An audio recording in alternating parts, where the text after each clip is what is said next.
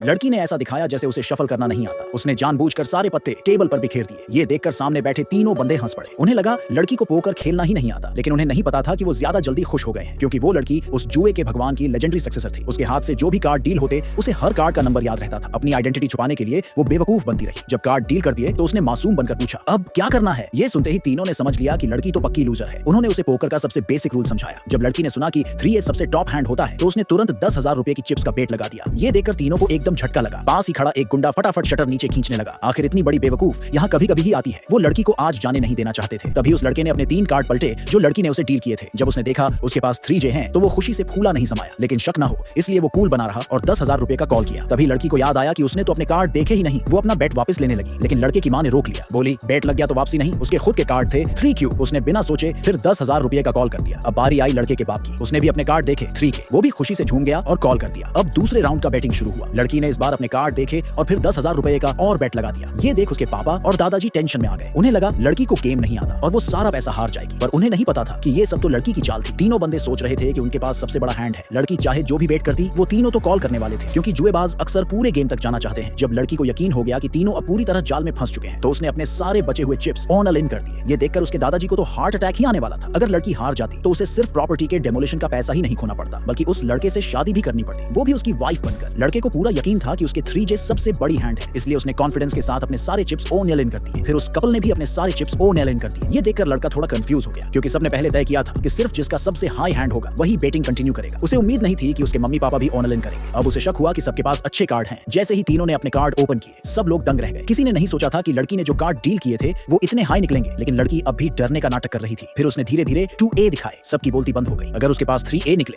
तो मतलब उसके पास गेम का सबसे हाई हैंड था 3As। वो टेबल की सारी चिप्स जीत सकती थी। किसी को भी उम्मीद नहीं थी कि जो लड़की पोकर की ABC नहीं जानती लग रही थी वही सबसे बड़ा हाथ लेकर गेम जीत जाएगी। यहाँ तक कि गांव वालों ने भी कहा कि उन्होंने कभी ऐसा सीन नहीं देखा। दादाजी और पापा तो खुशी से फूले नहीं समा रहे थे। उन्हें नहीं पता था कि लड़की के पास फोटोग्राफिक मेमोरी है। बचपन से उसकी मां ने उसे पोकर सिखाया था। शफलिंग होते हुए अगर वो एक बार देख ले तो हर कार्ड पहचान लेती थी। मरने से पहले मां ने उसे वार्न किया था, पापा को कभी नहीं बताना कि तुझे पोकर आता है और कभी पैसों के लिए जुआ नहीं खेलना। पापा को बस इतना पता था कि वो अमेरिका में पढ़ाई करते हुए पार्ट टाइम काम करती है, लेकिन उन्हें नहीं मालूम था कि वो लास वेगस के एक कैसीनो में काम कर चुकी है। अब वो तीनों लड़की पर चीटिंग का इल्जाम लगाने लगे। बोले गेम में चीटिंग हुई है इसलिए वो पैसे नहीं देंगे, और कैसीनो रूल्स के हिसाब से अगर कोई चीट करता है तो उसका हाथ काट दिया जाता है। तभी लोन शार्क बॉस ने एक बड़ा सा कसाई वाला चाकू निकाल लिया लड़की का हाथ काटने के लिए। उसी वक्त एक पड़ोसन ने अपने बेटे को कॉल किया और बोला जल्दी आ और लड़की के फैमिली को बचा। लोन शार्क बॉस जानता था कि उस औरत का बेटा शहर के गैंग का लीडर है। उसने उसे बोला तू लड़की के मामले में मत पड़, लेकिन उस औरत ने तो पहले ही लड़की की मां से उसकी सगाई की बात कर रखी थी। वो लड़की को अपनी होने वाली बहू मान चुकी थी, इसलिए उसने ठान लिया था कि वो लड़की की सेफ्टी जरूर करेगी। जैसे ही लोन शार्क ने चाकू उठाया लड़की ने एक प्लेइंग कार्ड निकाला चाकू को गिराने के लिए, और उसी टाइम पड़ोसन का बेटा अपने बंदों के साथ एंट्री मारा।